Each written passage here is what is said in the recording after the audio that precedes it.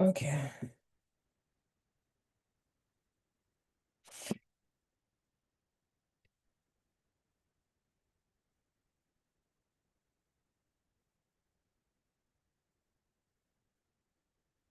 Okay.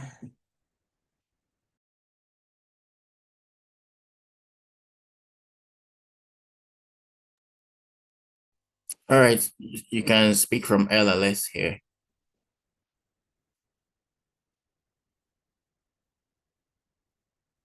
That means you'll also be using the the camera for Ella if you want to be speaking from Ella.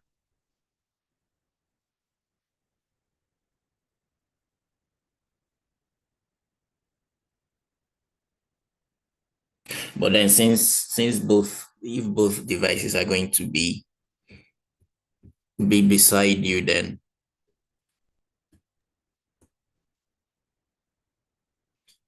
you can speak from any one of them.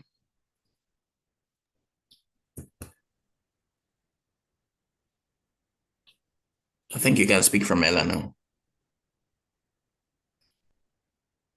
Just unmute by yourself. You're already unmuted. Okay, hi. We can hear you. Okay, I can't turn on my video. Just unmute by yourself. No, my video. From the Ella device.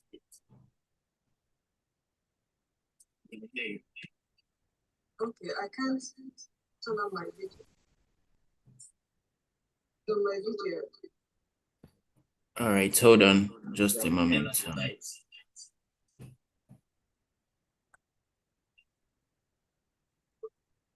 Okay, I know why, because we made a setting that only hosts and co-hosts can turn on video. That's why. So here's what you do. Your Flip Learn device is still with you, right? Is your Flip Learn device still with you? I mean, beside you or close to you? Because what you can actually do is the device can be in front of you, but you're not using the audio, right? Both devices can be in front of you, but you're using the audio for Ella, right? But you're using the video for Flip Learn. All that needs to happen is that the Flip Learn audio goes down, but the video is up.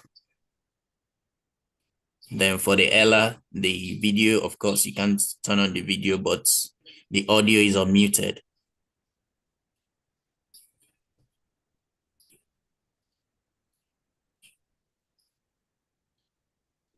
Okay, yeah.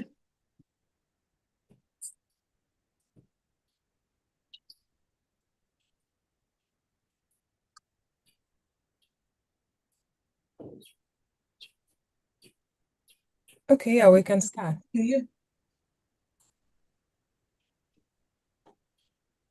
All right. Your video is not up on Okay, yeah, Flip Learn is still up on the audio. So which are you using? Or you're not streaming anymore? Your video is not up on Flip Learn is still up on the audio. So which are you exactly using? Because both audios are on. That's why we can hear that feedback. Interference. So because I'm live, I'm streaming live and I'm zooming as well from the Flip Learn. So here is what you do. That's why you don't need that audio on the Flip Learn, right? All you need to know is that it's working, which we've confirmed, right? With this. So you can down that audio completely on Flip Learn and leave the live stream to run on its own. Then you can use the audio for Ella, but you're still using this video for Flip Learn. That should work, provided both devices are with you. Okay, hi Jarita, can you help me check to be sure that you can hear the audio on YouTube just in case, because the audio is off now. So let me be sure that audio is not affected on the live streaming on Flipland YouTube. Yeah. Okay, give me 1 second. Yeah, that works. Yeah, so just a quick check on our YouTube to be sure. Let me put the live stream link here so that maybe you send it to Yaritza directly, unless Yeah, you want all participants to know this live link. Because anything you put on the chat, I see goes to everyone. I see everything on a live link, and I can hear y'all's entire conversation right now. Okay, great. On the live link, right? Yeah, YouTube. Okay, so that works then. So you have nothing to worry about on that end. You're using the audio for Ella right now and video for FlipLearn. So I think you're good to go. Okay, great. Ella.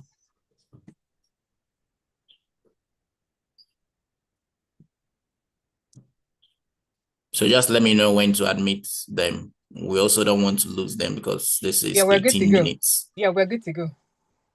So should I admit them? Yes, please. All right. Admitting them now. Is everyone should mute every other person.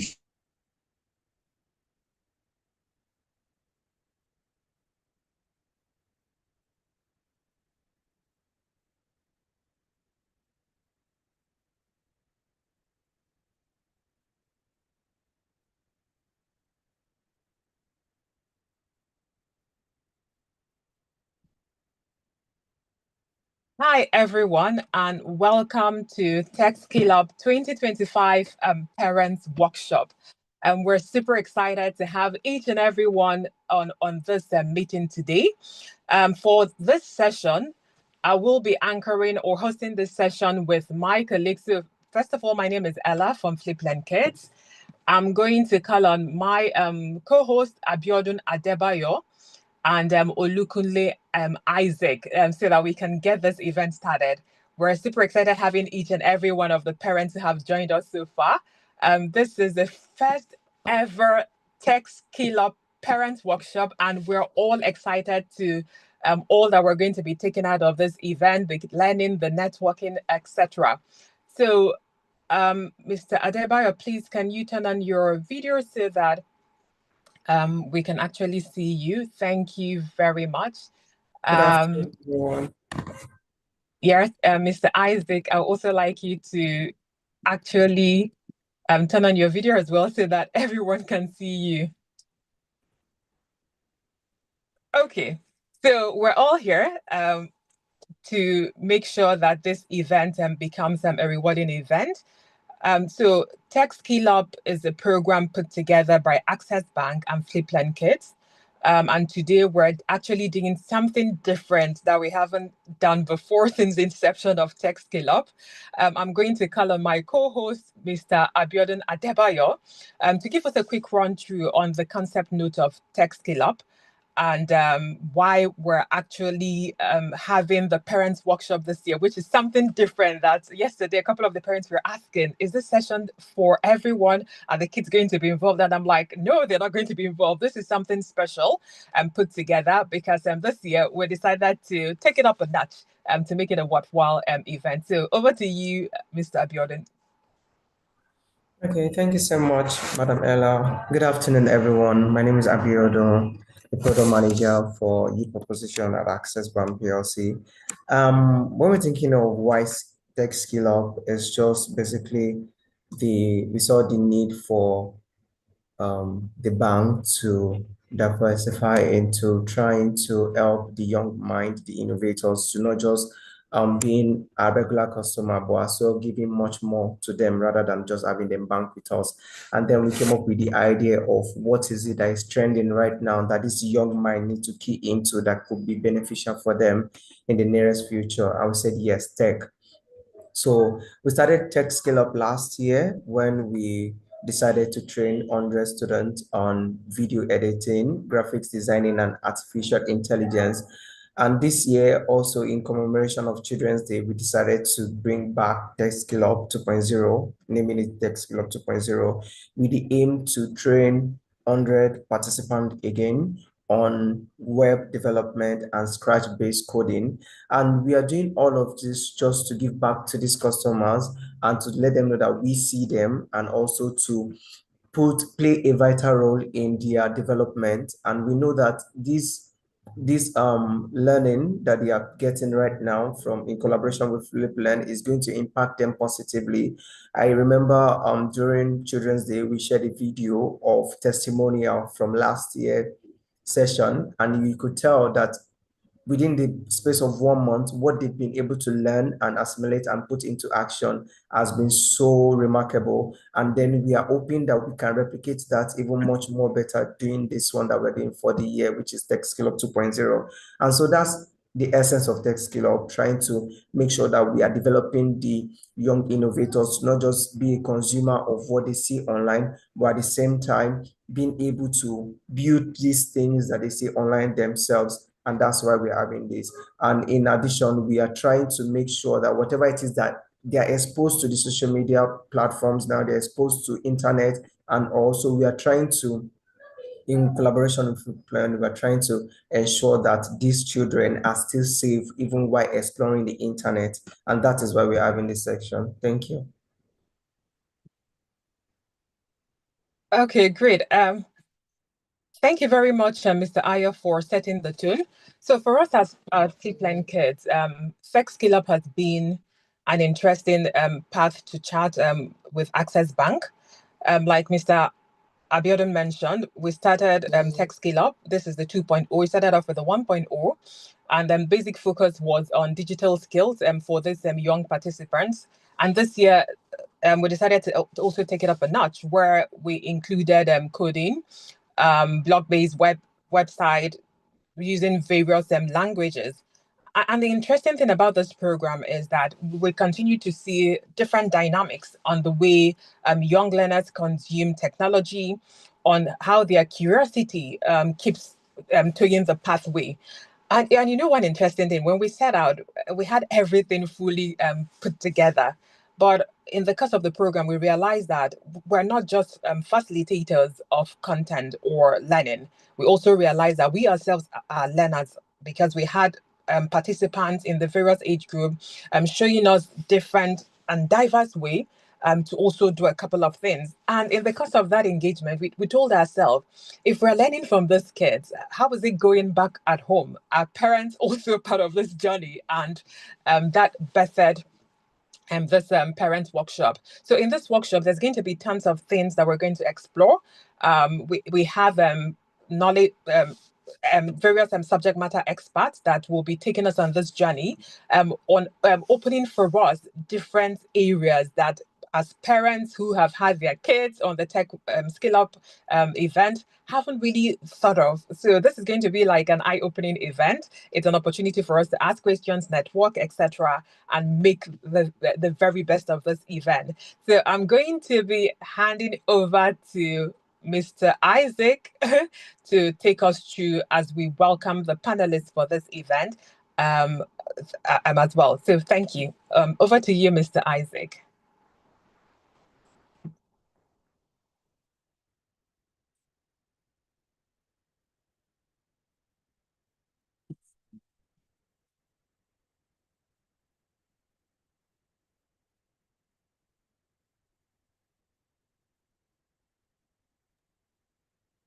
Hello, Mr. Isaac. Hello. Yeah, so can you bring on the panelists, please?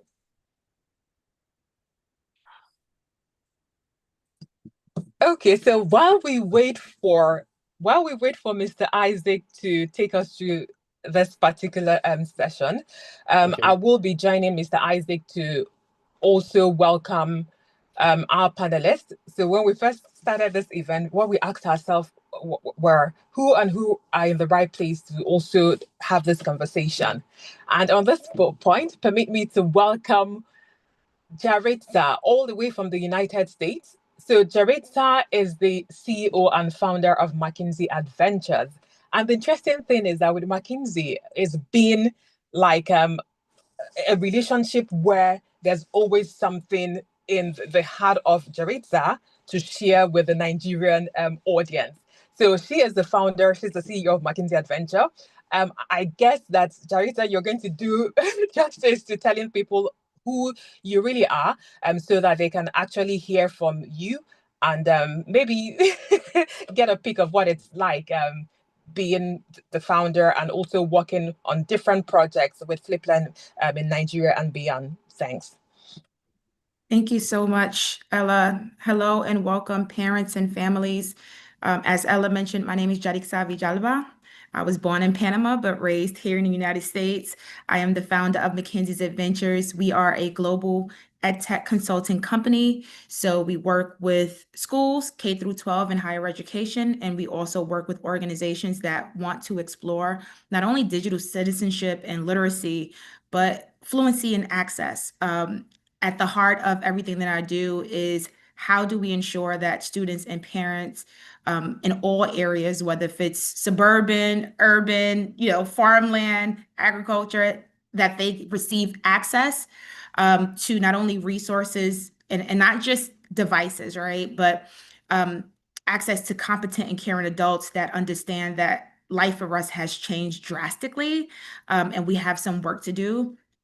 Prior to becoming the CEO and founder of McKinsey's Adventures, I was a teacher for 11 years. I taught history to overage undercredited students. So my students were ranges 16 to 21, which here in the United States, they normally graduate at the age of 18. And I had students who struggled to learn how to read. And one of the things that I did was I ran to tech, right? I learned how to leverage tech to enhance not only literacy within the classroom, but to meet my students where they were and to help them to develop not only digital citizenship in the mind frame of the advancement of technology in our communities, but also at the core, being more aware of what does that look like in the career development. We've worked with Ella and Fliplearn kids, I believe, for the past 2.5 years, and things have been phenomenal. As Ella mentioned, a lot of what I do has been at the heart of how do we not only make things accessible for students here in the United States, but who's supporting the students in Nigeria.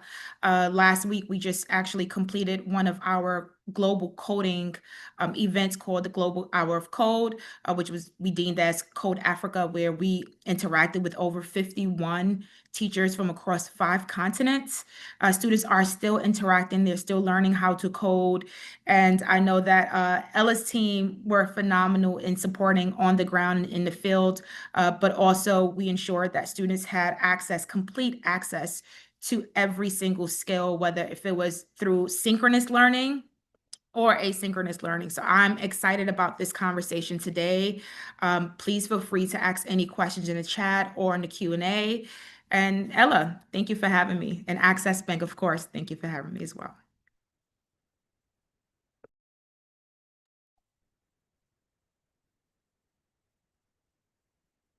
Thank you, Jarita.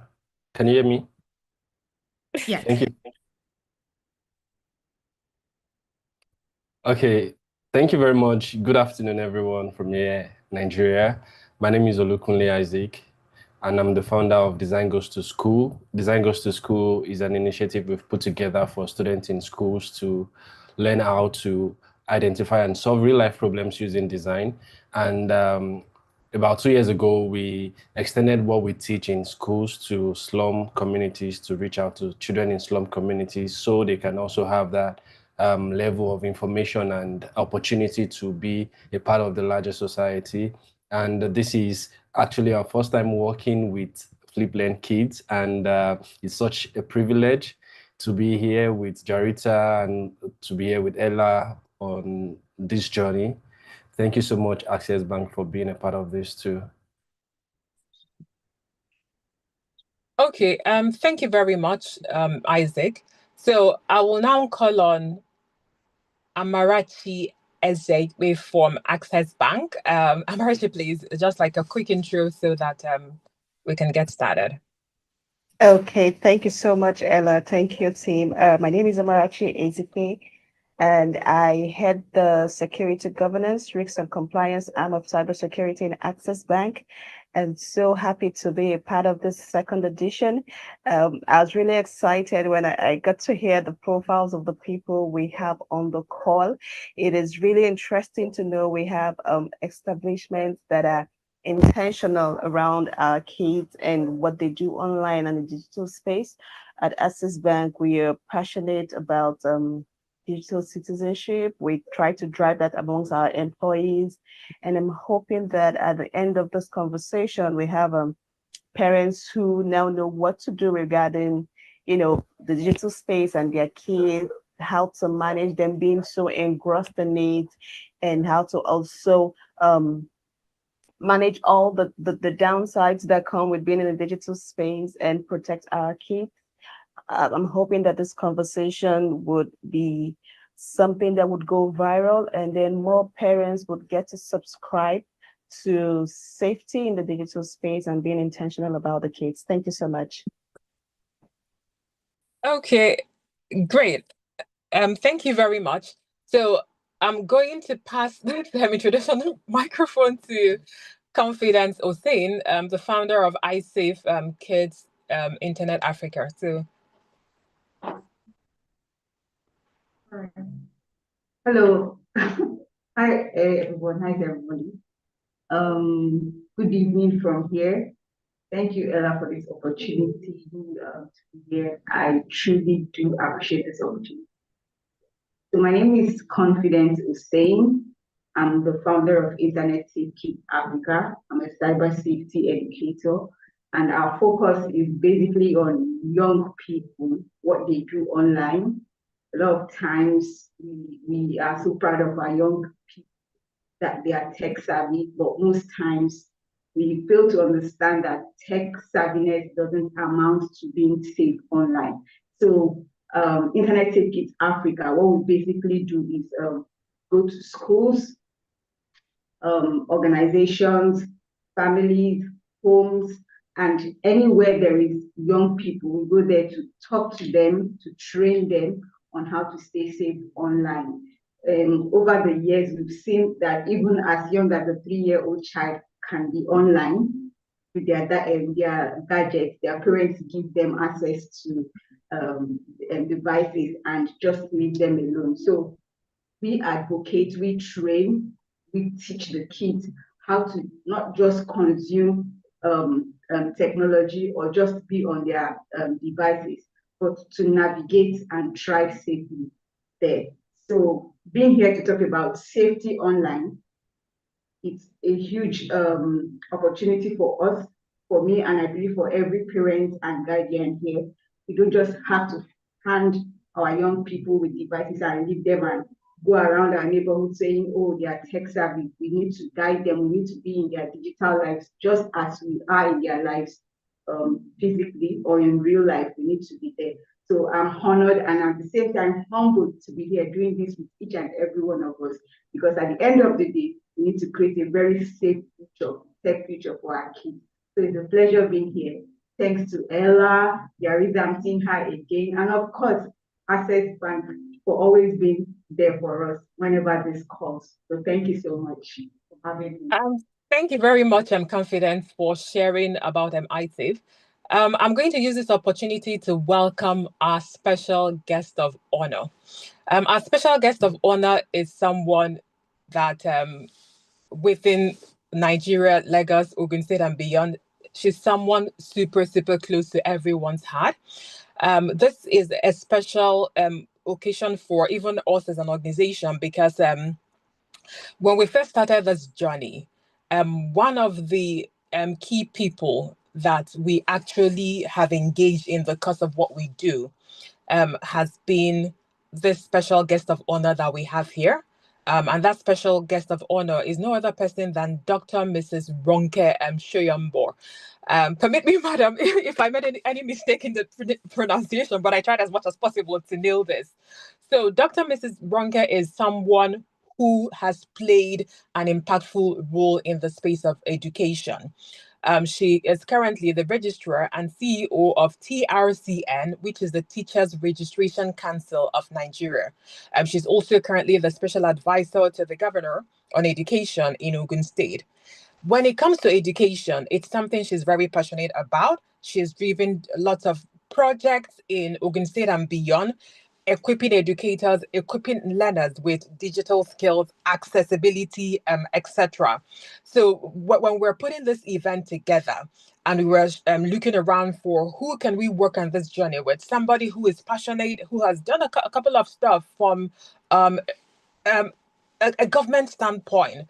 She was one of the people and that came highly recommended for this. And we're so honored, super happy and elated that despite her busy schedule, she was able to honor this journey. So permit me, everyone, to welcome Dr. Mrs. Ronke Shirembo to also give us like a quick keynote to share insight and perspectives, because here, in as much as Access Bank and Flipland Kids put this event together, we're here to also learn, because there are a lot of experts that we have in this room, and learning for us is a continuous journey. So welcome, Ma. Please, you can actually turn on your video and unmute so that we can tap and learn from your keynote. Welcome, madam. Good afternoon. And sorry, it's not allowing me to actually turn on my video. I don't know if you want to make me a host or something. Yes. Okay. Can you retry it again now? Apologies, please. Thank you. Oh, okay. Thank you very much. And can I say wonderful good afternoon to everyone? It's a privilege to be there for introducing me. I'm sure I got the name right. Did I get the name right? Okay. So, and I want to say well done to everyone. Thank you so much, ladies and gentlemen on the platform. I really appreciate you inviting me as a keynote speaker this afternoon for this wonderful topic, nurturing a creative and safe tech environment for kids. Now, quickly, without wasting much of your time, the key thing for me is we live in that era where technology has become the very fabric of our daily lives. Our children are growing up in a world where digital interaction is not a privilege, but a norm. From learning platforms to social connections, from creativity to innovation, technology is definitely shaping our own young people, is making them to think, is making them to learn, and is also engaging them with the society. And with all that as well, I want to also take everybody to the fact that this generation is very different from the generation on the platform. A lot of us, we came at, they call us maybe generation alpha, generation this, generation that. But this particular generation, the only thing they have been able to talk about is technology. And that's the only thing they've seen in their lives. However, with these tremendous opportunities, it comes responsibilities, particularly we educationists that are on this platform, because the same digital tools that empower can also endanger, if you see what I mean. Without proper guidance, our children may be exposed to misinformation, the cyberbullying, unsafe content, and distractions that hinder rather than enhance their growth. It is therefore a collective duty as parents, as teachers, as school owners, as leaders, as government to safeguard the journey in this digital age. And what do I mean by that? It starts from the school. How secured are the systems in our different schools? Because we must be able to actually filter children at this age. We must be able to have administrative rights that control parental, that control the children's interaction online. And as a parent, it's good that we want to buy them devices, but do you have the administrative rights? Because parental control is very, very vital at this particular time of an age. This is not a time where we can joke. And I'm going to give us an example. At the point in time in London, I had my children, they were quite young at that time. And there was a child that came to spend some time with us from Nigeria. And all I did was to go into the bedroom at the middle of the night just to see that everybody's fine. And only to find this girl on a very, very obscene website. And this was a girl that was under 16. Because as we have the YouTube, we have the RecTube as well. And if you don't filter, if you give every parental right to those children, we might be doing them a disservice. So as Christians, as mothers, as Muslims, we still have to keep that parental responsibility to make sure we control our children. We monitor what they are watching. We monitor the platforms they are visiting. So at the Teachers Registration Council as well, for teachers, we recognize that teachers stand at the front line of this mission. A teacher today is not only an educator, but also a digital guide. The teacher of today is a mentor, a protector in the online world. This is why what we're saying is we must continue to uphold the professional standard. We must continue to ensure that every Nigerian teacher is equipped with the skills, values, and resilience needed to guide learners' responsibility in this technology-driven century. And what do we do? You will see that when you see people that are trying to pass our exam, professional qualifying exam for anything that will professionalize you as a teacher, you must be able to pass digital literacy. Because part of the things that we do under the digital literacy, now I joined Teachers Registration Council. By the way, Ella, when she said I'm still with Ogun State, I'm no more with Ogun State. I'm now the registrar full-time in Abuja. So with that as well, what we've done is to make sure that instead of teachers being tested in 23 subject areas, for God's sake, that's not going to have any impact on their lives. And what we've done now is to narrow it down to 5.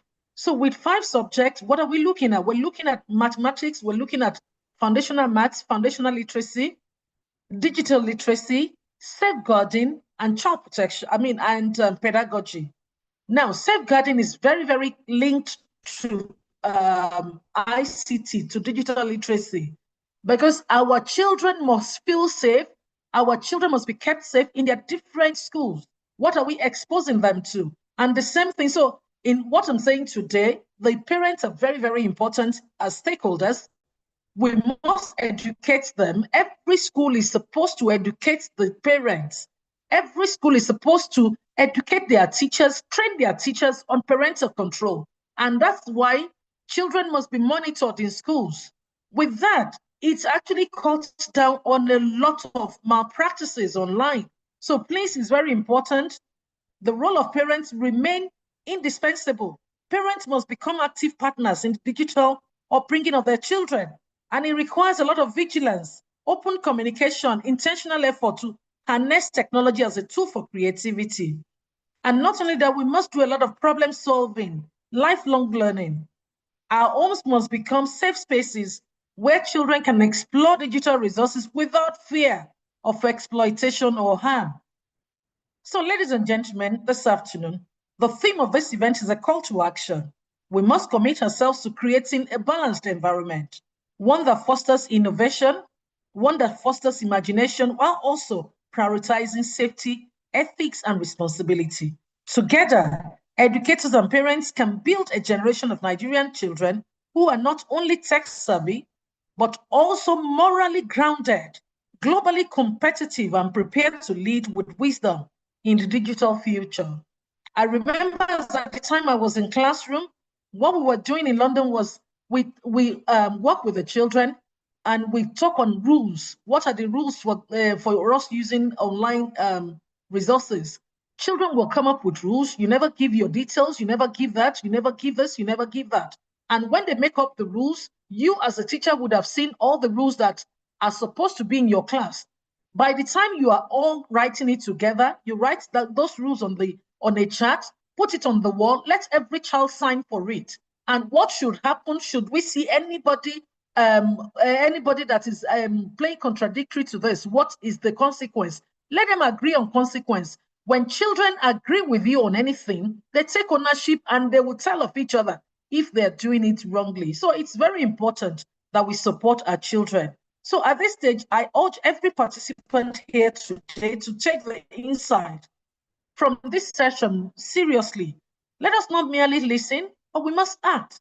Let us translate knowledge into practice and practice into culture that secures the well-being and creativity of our children.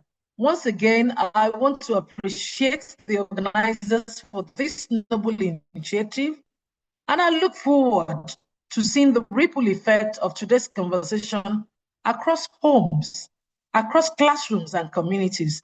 Thank you so much. And may we continue to work together towards a brighter, safer, and more creative future for our children. Thank you. Thank you so much. Honestly, thank you so much for that wonderful, insightful, and on point keynote, madam. So for me, the critical thing that stood out is the fact that one needs to be intentional, like you put it. You said we should translate knowledge into practice. And then from practice, we'll make it a culture, which is very, very important. Because what is knowledge without putting it into use? And what is learning without making it a culture? There was something that always gives me goose pimple when I talk about education, technology, etc. So with Dr. Mrs. Ronke, she's somebody who is very, very hands-on. I remember when Ogun State came with their digital class and their online learning platform. That was immediately after COVID, and people were struggling so hard to integrate online learning. I'm sure a lot of people were wondering, is she out of her mind? Maybe she thinks because she's coming from London, she's going to do it here in Nigeria. But guess what?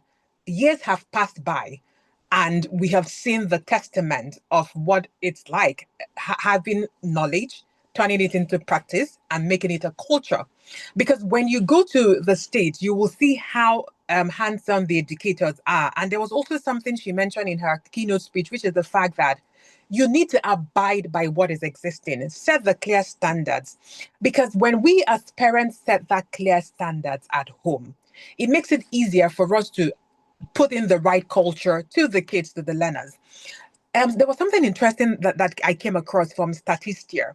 As at today, when you look at the ranking of digital consumers, Nigeria is ranking number 10. China comes first, you have the UAE and the rest of them, but out of all the African countries, you have Nigeria as number 10. So does that mean? In a global world where you have continents that when we look at advancement, we're going to tell ourselves that Nigeria, we're not at par with them. We're number 10. And breaking down the demography as well, who are the biggest consumers of internet penetration? 23% comes from 5 to 12 in terms of our population as Nigeria. The other 13% comes from ages 13 and 18. And the Tech Killer program has always focused on ages 9 to 18. What does that tell us? That this demography are the population that find themselves on the internet environment, be their parents' tab, be their mobile phone, etc. So as custodians or as guide for these people, knowledge is one of the key things that we need to imbibe. Unfortunately, when I looked at Madam's bio, I wanted to read out everything, but I said, no, we don't have the time because we have a lot of business people on the call. But when you look at what she's been able to do, knowledge is something that she's been following like a sinking star, because she's always looking at, yes, I'm a Microsoft expert. What else do I add to my feather? You know, having somebody from the chemistry education part going into law, etc. You see, there are a whole lot of things, but that hasn't stopped her from being able to do what? To acquire those tech skills. So on this note, I'm going to use this opportunity to welcome the panel members because there's a lot for us to tap. Yes, we've heard Madam's keynote. There's going to be a couple of questions that we're going to push out to her. For this event, we're time conscious because we know parents, we're business people. We don't want to stay here for too long. So I'm going to actually ask all the panelists, please, can you turn on your video so that I can make sure that we're spotlighting you very well.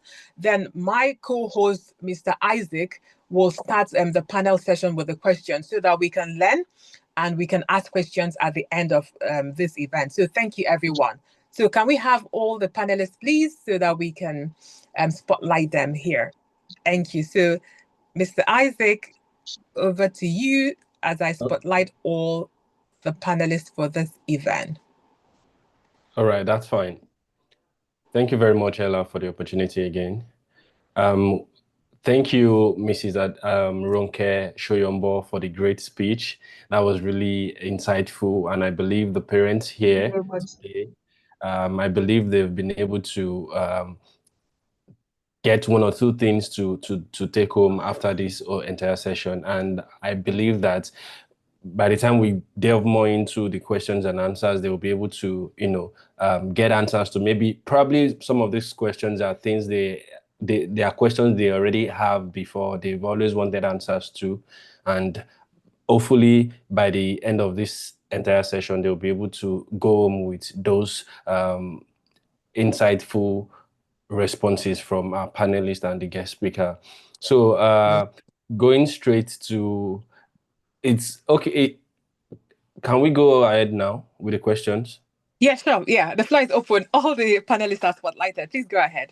Okay, thank you. So the first question here is under technology and creativity, and it goes like this. How can technology be used to nurture creativity in children rather than limit it? So who is that going to? I guess it's to Jaritza, or who do you want her to go to? Okay, I think we can start with confidence. Let's start with confidence. Please, can you go over the question again? Sorry. Okay, the question is, how can technology be used to nurture creativity in children rather than limit it? Okay, all right, thank you. So first, I don't talk about technology without talking about values. Our value system has been broken, and that is because technology came in. We threw away everything our parents had taught us as Africans, as Nigerians. And we just started consuming technology without putting into consideration our roots and everything. When you're talking about creativity coming down from the African roots and everything, there is a way we've all been raised as Africans and Nigerians, how we've been taught to do things, how we've been taught to learn. I'm of the suggestion that if we want to harness creativity in young people, we should first start with the values and culture. How were they raised? How are they raised? How are they brought up? How were we raised to be the adults we are today? How were we raised to navigate life? If we're able to sort this out as individuals and as coming from an African context or Nigerian context, then we'll be able to help our young people who are online to be creative. I don't like going into this space of technology, starting from the savviness, being able to navigate the digital space, being able to punch your keypads or open up apps and software and all that. I start from the value. If you raise a child in a certain way, if you raise a young person in a certain way, that is, I don't know, we are religious people, that it's godly and it's positive. Such child will take that same way you have raised that child into this digital environment and they are able to navigate. So for me, I would start from the space of values and culture as individuals, as homes. We wake up in the morning and my usual example is we teach our kids to lay their beds when they leave their bed. We teach them that when after eating, they wash their hands and all that. Before we usher them to these spaces called this digital environment, we need to first teach them how to navigate this environment. That is, if we understand this environment very well. We need to bring those values we are raising them, or we have been raised, or we want to raise them. We need to bring it to this platform. It is until then, if that is sorted, we're able to culture them, we're able to arrange them in such a way that they understand where they are coming from, what they are, what they are supposed to do. It is on this platform they will be able to thrive and be creative. There are people who are creative. There are people who are creative online in all the wrong ways.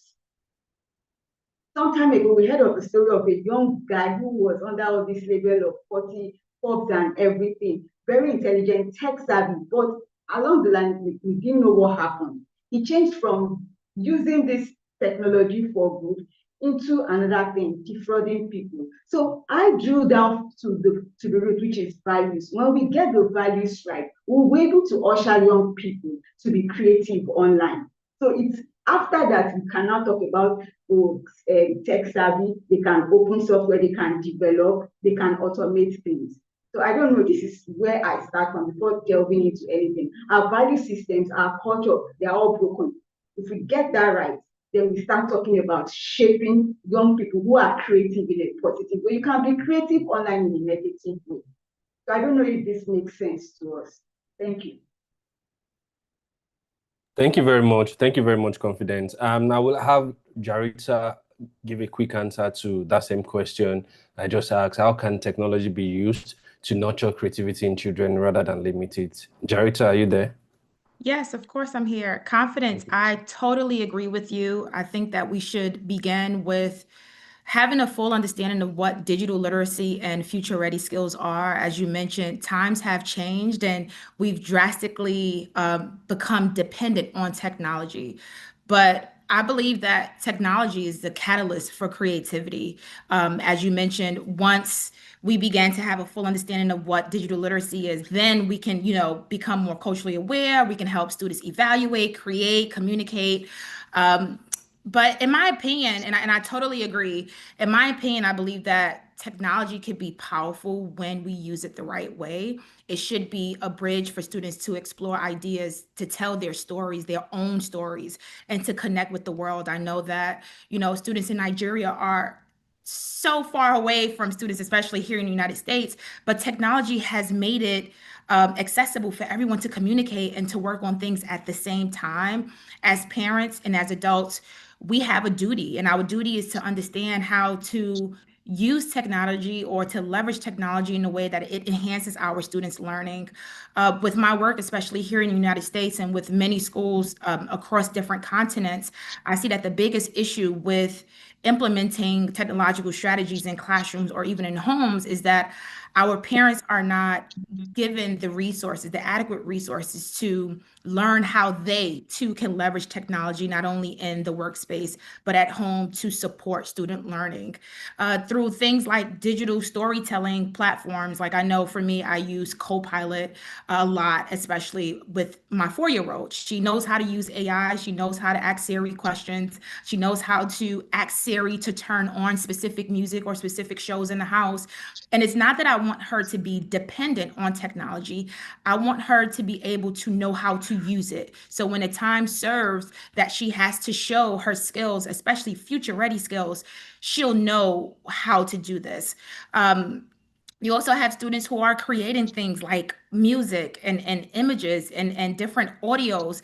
Our students are exposed to TikTok and Instagram on a level that I've never been exposed to, right?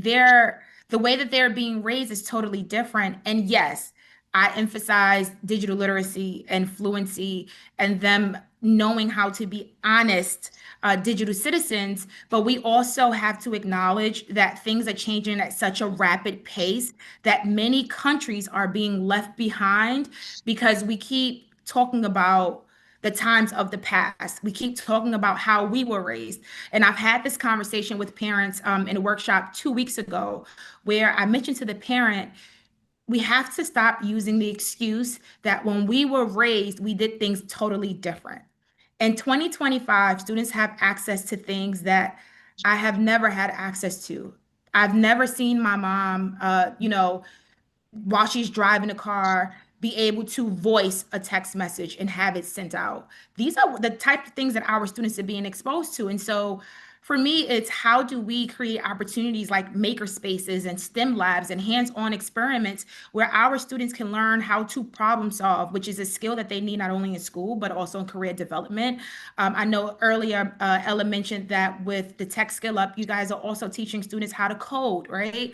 How design thinking. These are all skills that are future ready skills that at some point, every single parent on this call throughout Nigeria, throughout the continent of Africa, have to learn. We have to be the best at all the skills we are asking our students to know, because guess what? Our students are competing with other students around the world. They're not just competing with students in Nigeria.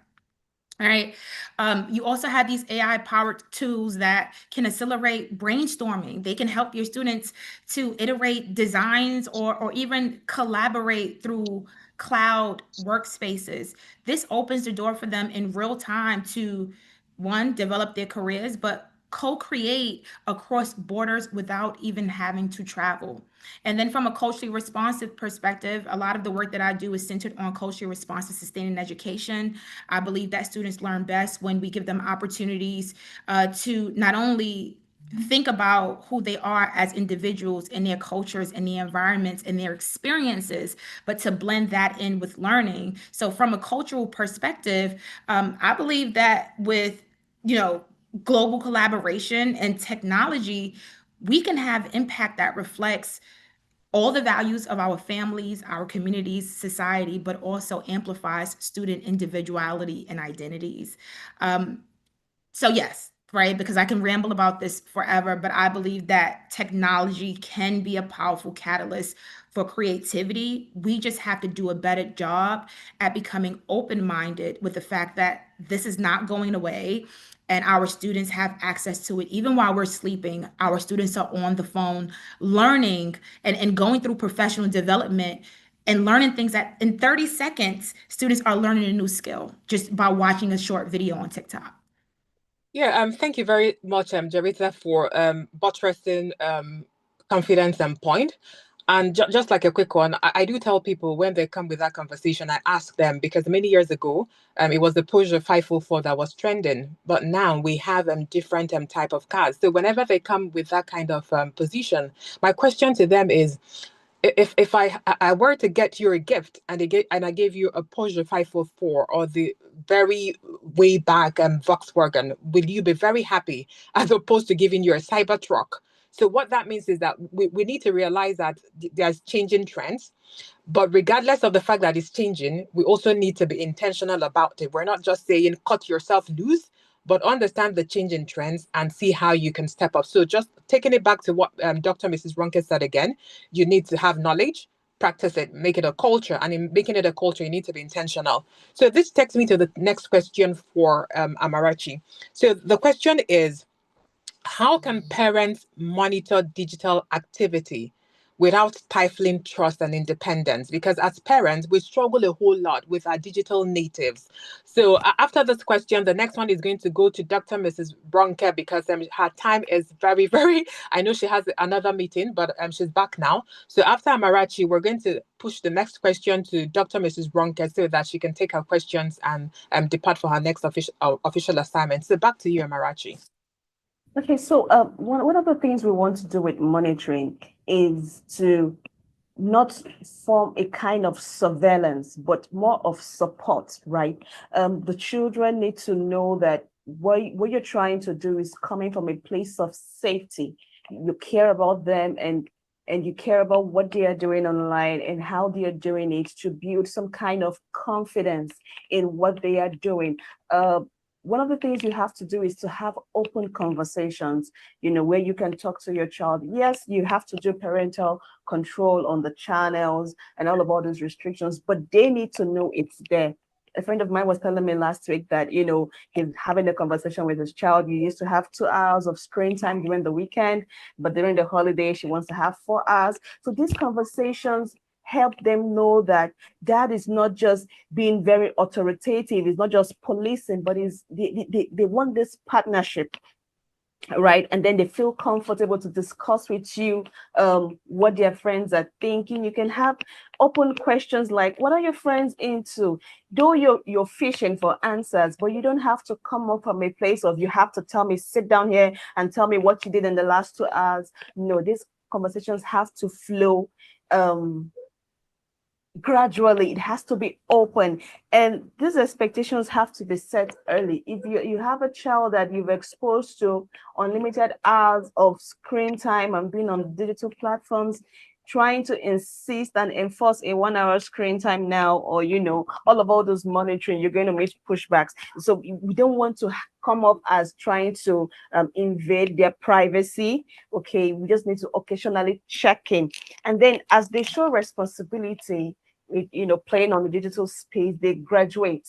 As they show trust, you get to give them more allowances, and then you have this where they are able to tell you, weird conversations that they had with some random stranger on the internet, and then you advise, You let them air what made them uncomfortable about it, and then you guide and you provide support.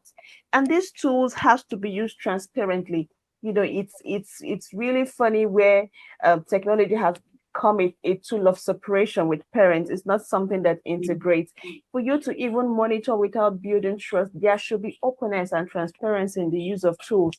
When your child is locked up for hours in a secret room or in the bedroom or somewhere on the screen, then you know that something is really going amiss, and it has to be openly discussed.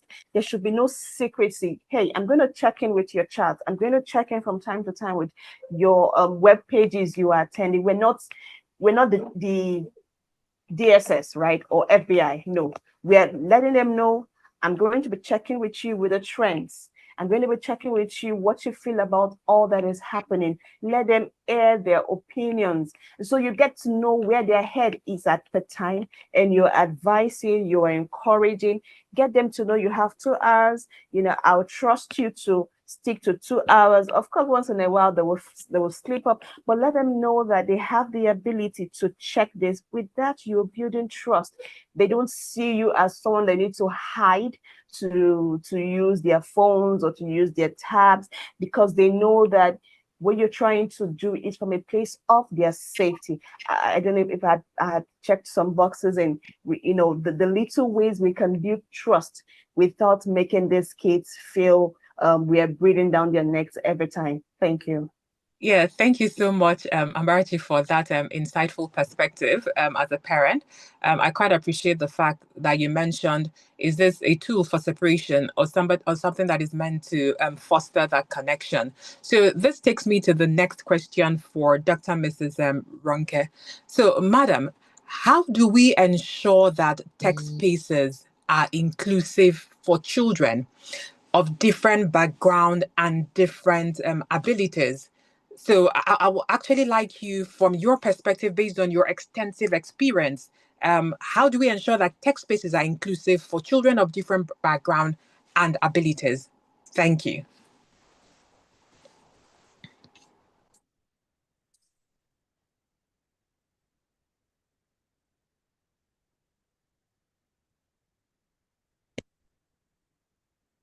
Hello? Okay. Yeah. Hello, Yeah. sorry. Yeah. You didn't give me the right to unmute. Okay, for us to actually make our tech spaces to be very inclusive for our children, we need to address the needs of every child according to what will be very important or will be very vital to them.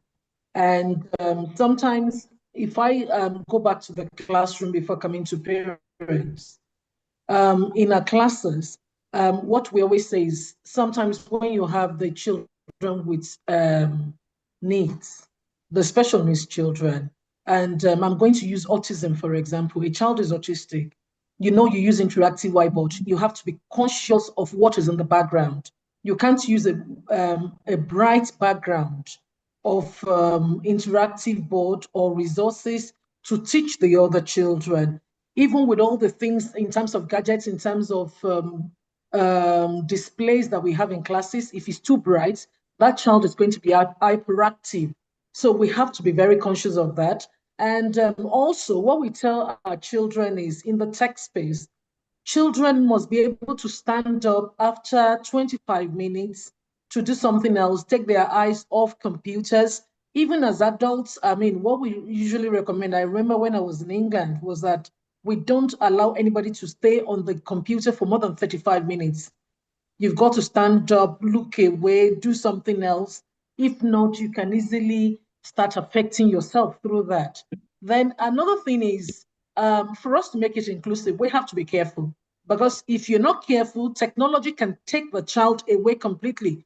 What we propagate in education is technology should not take more than 15 to 20 minutes of your teaching time, so that children can have other ways of learning. Because when I say other ways of learning, visual aids are very good.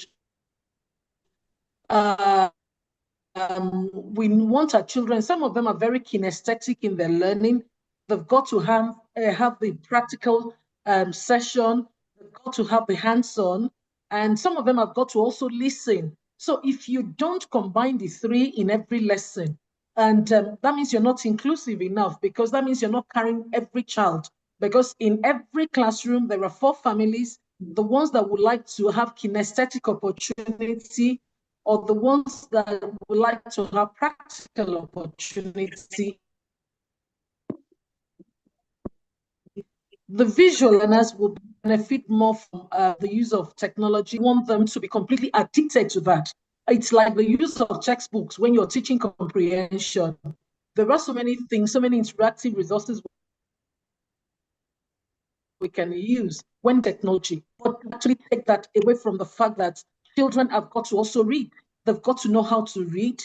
So all those things are very, very vital to us. At home, let us be very inclusive with the way we deal with things. Your child is not writing well. You've got the Alpha Smart. There are so many resources that can help the children to actually learn. Because if your child if a child is dyslexic and all you keep on doing is to give them smart iPads, you might be doing a disservice for that child, because 24/7, the child will not want to talk to anybody. The child will want to be on computers. In as much as technology is good, technology has its own negative side as well. I remember the very last holiday I went for a few days ago, there was a parent that said, there was a grandparent that called me from abroad and said, my grandchild is almost 4 years of age, but he's actually not talking. He's not engaging. He's not looking at anybody and everything. And I said, okay, I can come and spend 8 hours with the child to come and assess the needs of the child.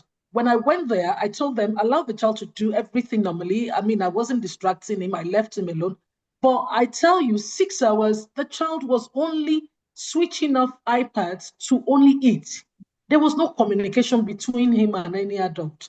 And what we did afterwards was, I said, okay, so we're going to use these devices as a reward system. Number one, the first week, take it off completely. And they took it off. The second week was where we started introducing it as a reward for 15 minutes. After a while, within a month, that child started talking. So sometimes if you're not careful with the way you use devices, you might be doing a disservice to the child than good. Then in terms of also, how can we be more inclusive as well? What is it that the child is watching? You've got to address the needs of the child. You've got to look at the uniqueness of every child, because every child is very unique. No 2 children are the same. So some parents will use that as a reward, but at the same time, if you're not going to use it to spoil the social emotional behavior of the child, you've got to be very, very careful that you don't allow them to overuse it. And just the last thing that I want to talk about is the fact that in terms of safety education, in terms of what we do also, please, we can use it as a reward. We must, sometimes you can secure play areas for them. In my own house, our policy is computer must not get into your bedroom for children when my children were still young, even though they are married now, so they can take it to their bedrooms, obviously. But in those days, what I told them was, don't ever take your gadgets into the bedrooms, because the moment they take it into bedrooms, you don't see what is happening. And sometimes, I like the fact that we're saying we don't want to be police on our children. However, there are some things happening now that parents have actually allowed to happen. They have neglected, they have empowered children. Children would always be children. Don't forget that.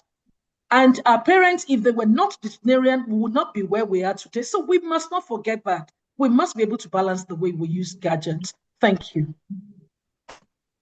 Thank you very much for that very insightful. Honestly, it's always an opportunity anytime we come like this to learn. Thank you so much, madam. We really appreciate you. I know you are pressed for time, and we've learned a whole lot. And whatever questions we have, we can actually share them to you directly, and then we'll post it on the Tech Skill Up platform with Access Bank so that parents can see the response. We're also streaming live.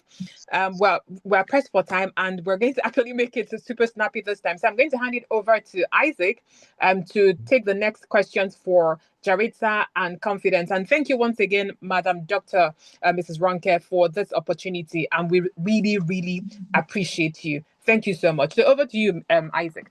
All right, thank you very much, Elia. Thank you, Madam Ronke, for coming up on this. And a quick question to Jaritza now. What essential digital tool should every child start learning today? Did you hear that?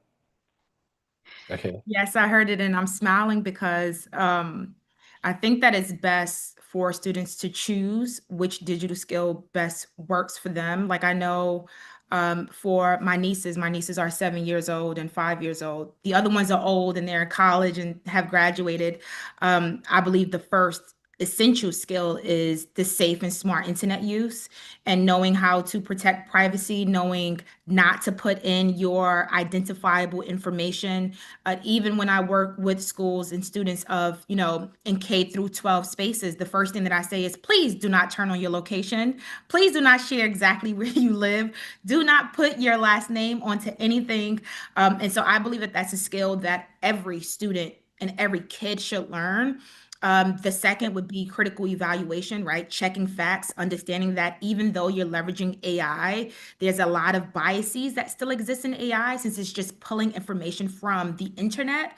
So that's one skill that we learn in school even before technology, right? When we're looking for viable resources and sources, we're always asked, who's the author? When was it created? What's the date, right? Is this a secondary or primary source? And that is the same skill that we need when using technology. And the third, and I'll just leave it at three, would be digital communication. So knowing how to collaborate clearly and respectfully online, knowing that two people do not have to agree to collaborate. And I've learned that even as an adult, right?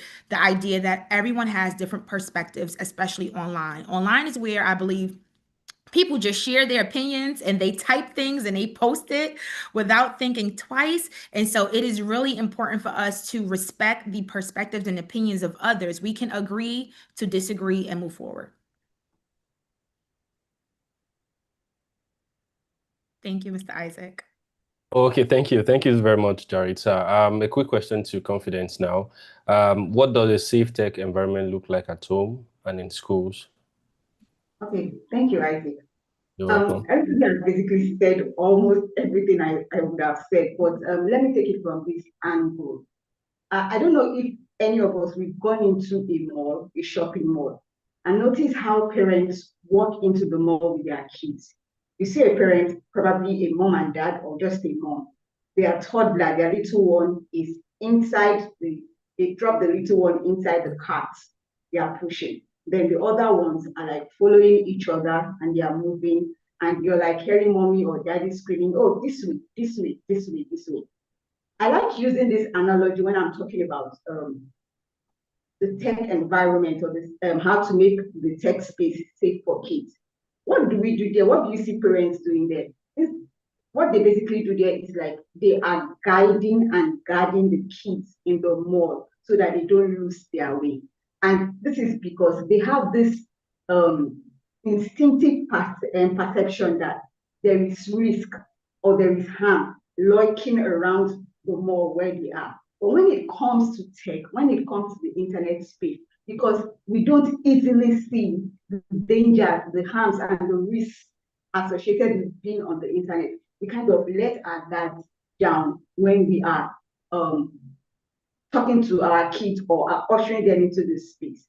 So based on your question, there are certain things as parents, educators, or whoever we are as people with young people in our custody. We need to understand the positioning of a child in the tech environment.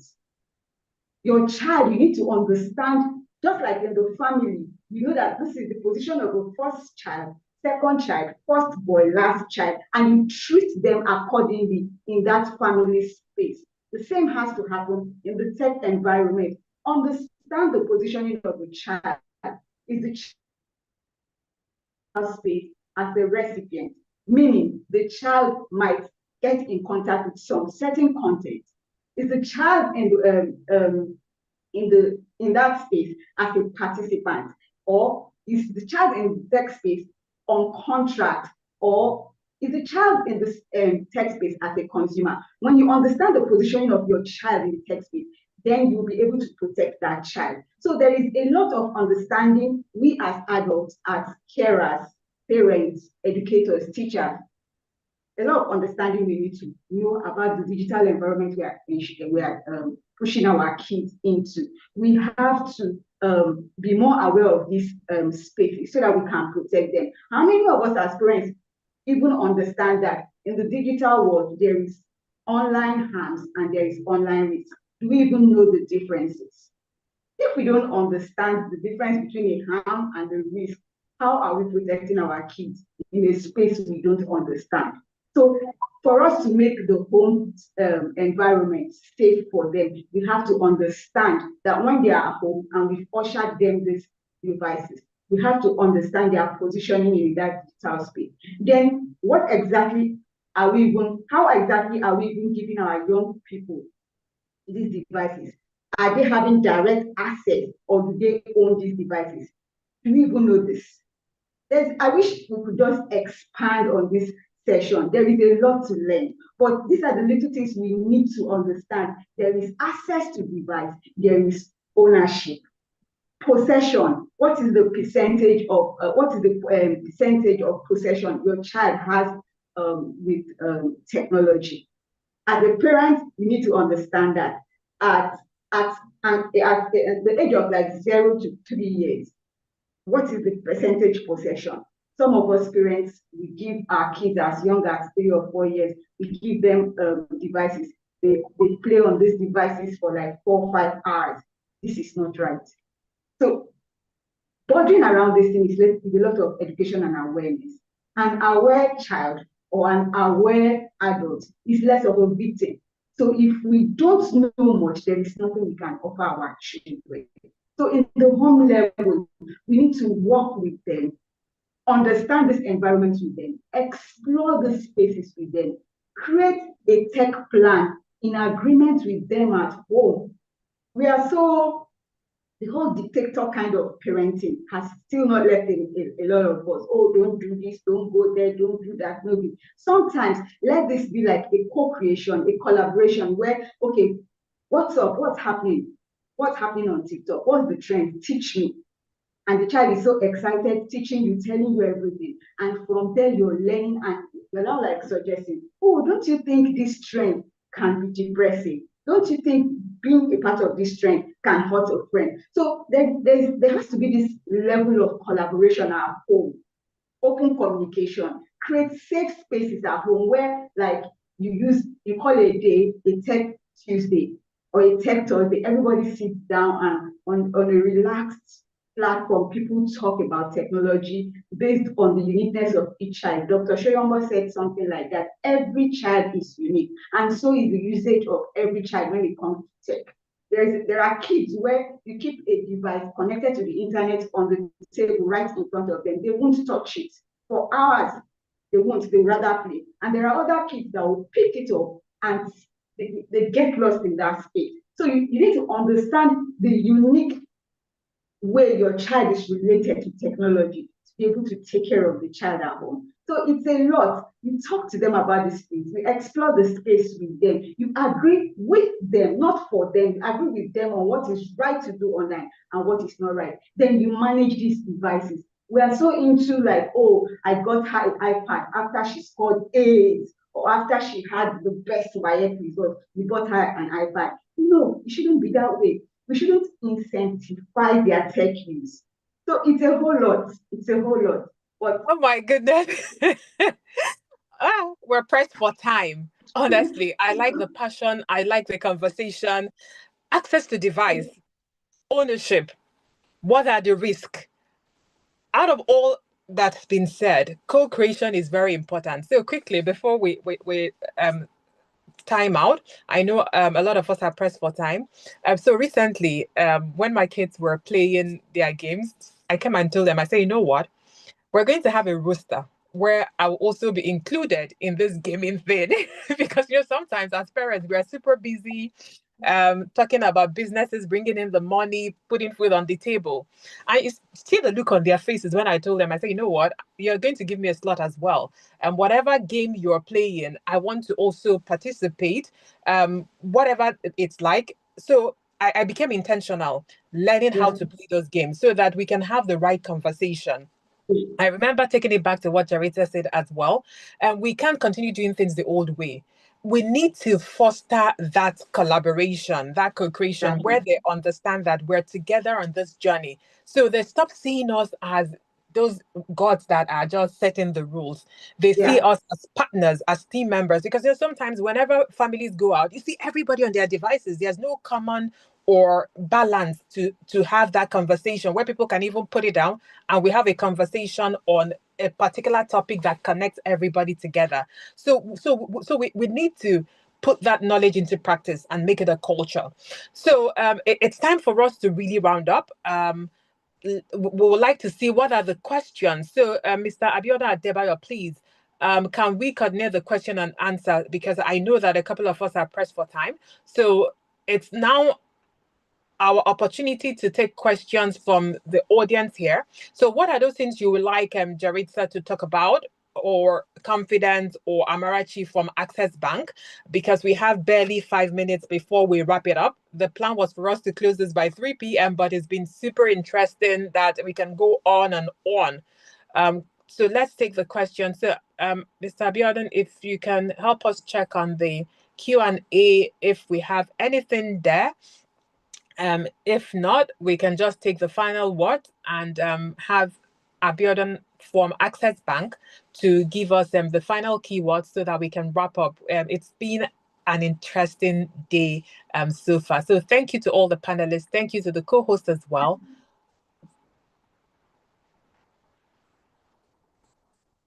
So questions, maybe I'm going to look at some of those tech skill up parents and pick on them. So I can see the Obio has here. I can see Flourish, Halima, Jewel. So Jewel, I will precisely call on you because I know a couple of times you've sent messages about access to your son's device, which I find very interesting, how parents are supporting. Okay, yeah, so Abiodun, over to you. I can see a couple of people raising their hands. So Ms. Abiodun, can you just help coordinate? So I can see the Obio has is going to come to Omo Sonia Olajumoke and Mom Henry and Michelle. You all are going to ask those questions so that when we go back to the classrooms, we can actually connect on this ground. So back to you, Abiodun. Okay, thank you so much. Thank you, Madam Ella. I guess we can take the questions that we are right now. I don't think anyone has dropped anything in the Q&A. Rather, I have the hands up. So I guess we just take about 3 of the participants with their hands up and then we move from there. Okay, so Godwin or Fodum, you can go ahead. I don't know if you can unmute. Okay, thank you so much to the organizers and the panelists. Okay, my question is, if I have a laptop for the kids, for the children, how best would I set up to be able to put that limit? Because I know if it is a phone, I know I can put parental control, but for laptop, is there things, laptop, desktop, because it's not actually every time that you'll be there to see what they are doing. What is the effective way that you can? Because I know I did that when it was a phone, but somehow, somewhere at a point, I don't know how they disconnected it. Because when they were installing apps, I can see what they're installing and all that at a time. I don't know how to be able to manage to disconnect it. And then also for desktop and laptop, how best, how effective, because sometimes they say they have to do homework. Sometimes they say they have to do one thing or the other. And some of the time I have to oblige them because not every time you will keep on saying no. So how best can this be effectively done for a desktop and a laptop? Thank you. Okay, Jaritza, I've spotlighted you to take this. So I know earlier I said, we have to step away from being old school. I am very old school when it comes down to managing my kid's device. From the time my daughter was born, she was exposed to technology because that's what I do as a career, and I'm constantly in front of the computer. And so for her, it's if I'm in front of the computer, she assumes that she has to be in front of the computer. I'm always looking at my time and my watch. So if I see that she goes over an hour, I then have her play Legos, right? So I try to balance what she does hands-on with how much time she actually spends on the laptop. I know sometimes it's hard to manage parental controls on laptops because they have access to go anywhere on the internet. So I would say, as a parent, just manage the time. If you feel like it's over an hour and they haven't done anything that deals with academics, shut it off, right? And like Ella mentioned, play a game. For me, my daughter loves to build. She loves the Lego blocks. So I have her build things and then I have her explain to me what it is. But once again, she's 4. For my nieces who are much older, I just engage in conversation. Even if they see that I work, I have my nieces sometimes come over, they watch me work. We have a conversation just about regular things. It's really difficult to install parental controls on laptops, especially when we know sometimes schools have them searching things that, they may not necessarily need access to at home. So I would say you have to find that balance as a parent. You have some kids who know how to shut it off and who get tired themselves. And then we have others who take advantage and stay on all night long. So you as the parent determine what that time might be. Maybe it's way before dinner, 6 p.m. or 5 p.m. That's it. That's the cutoff time. You don't see the laptop or the phone until the next morning or the next afternoon. Thank you very much. So can we have Confidence quickly chime in as well? Confidence. Okay, yeah. I would have loved to ask him, what are the ages of his children?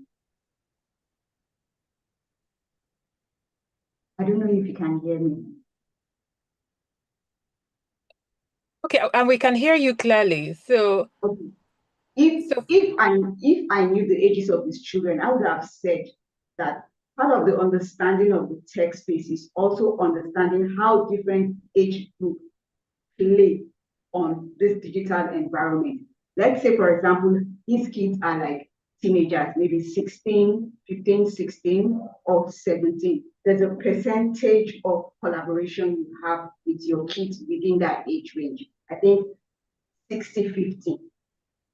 60 because like Yariza said, they do class homework, classwork, schoolwork. Then you 50% possession, then like 60% possession.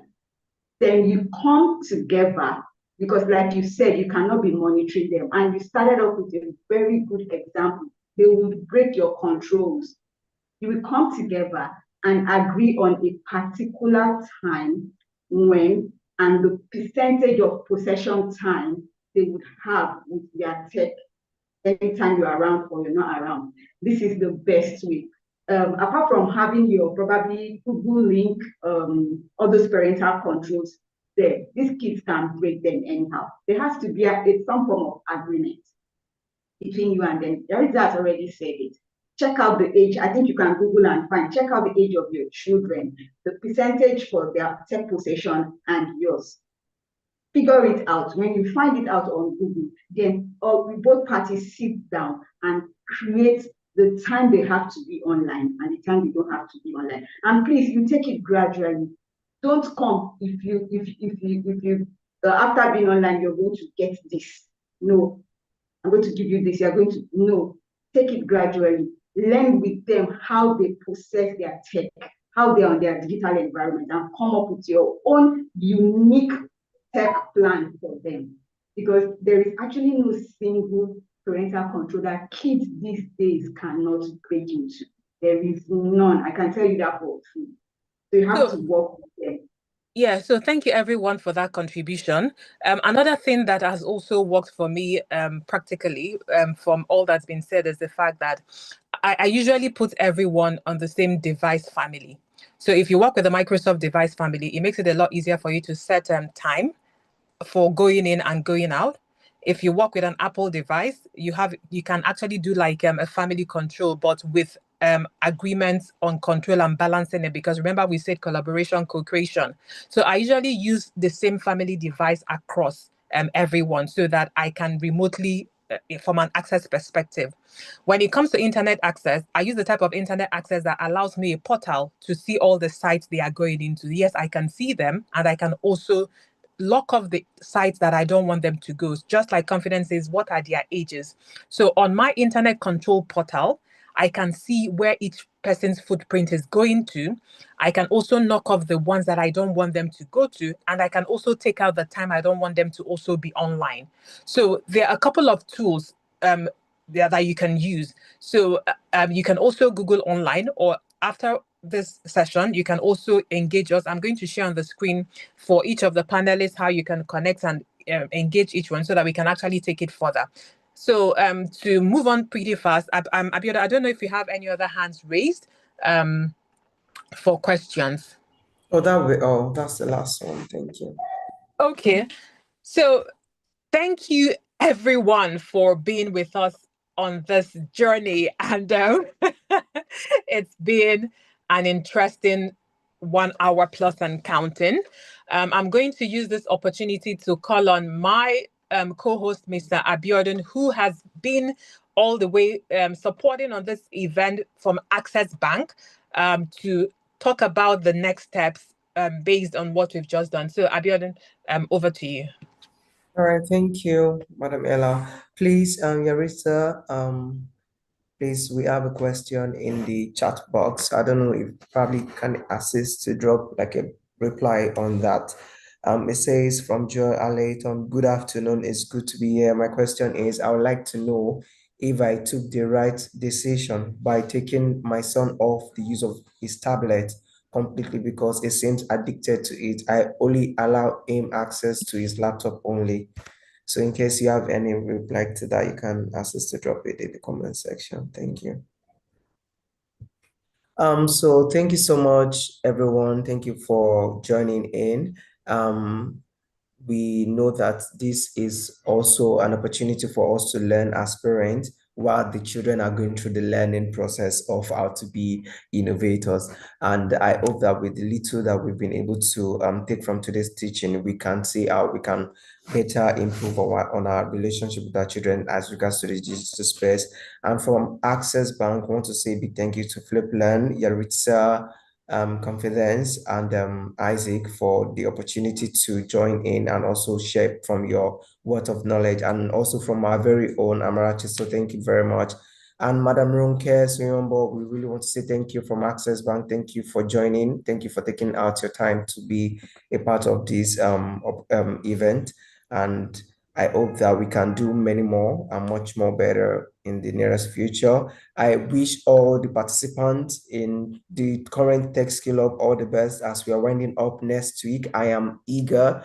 I am expectant as to the to see what this creative mind have been able to do in the last couple of weeks. So I'm looking forward to the closure ceremony where you guys show us the actual innovative idea that you've come up with. I'm so super excited. I'm so gingered to see what these people have been able to learn over the couple of 4 weeks. So I'm hoping to see us next weekend to see how far we've gone to that. And I want to say a big congratulations to all the parents within the space, and also wishing them all the best as regards to the closeout ceremony for the Tech Skill Up. And once again, for Access Bank, I want to say a big thank you. And we hope that with this little that we've been able to put out there, you can also see the need to also keep banking with us and also bringing your children and your whole family bundle to the Access Bank family.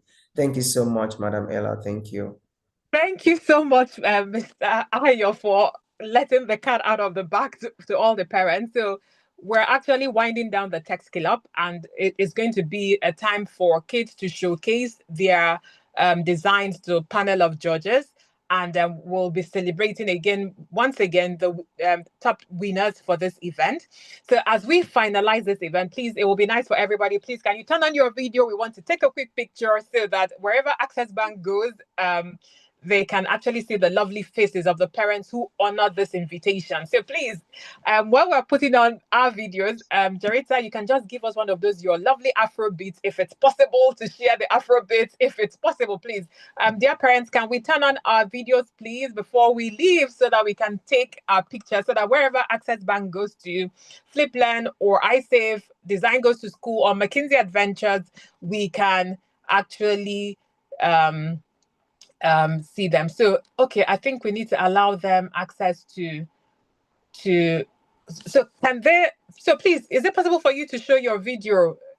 If not, can bot Skype at Access Bank assist us, because we want to take a quick picture of all the participants before we wrap it up. So please, if you can turn on your video, let me know. I also put in the chat box the contact details of all the organizations that participated in this event, just in case you want to ask them any question or you want to reach out to continue the conversation further. I've put the contact information, social media presence, so that we can actually follow them and ask for the connect, collaborate, network as well. So is it possible for us to turn on our videos? Yeah, I can see people turning on their videos so that we can take a picture. Okay, so I can see some are still okay. So that's fine. So thank you everyone for being part of this event. We were so happy to have you. Stay with us because next week is the final journey for the Tech Skill Up. It's been 4. Okay, someone says we're unable to wow. But Sky, please, is it possible to give them access so that they can turn on their videos, please? I'm trying to see if I can do that from my own end.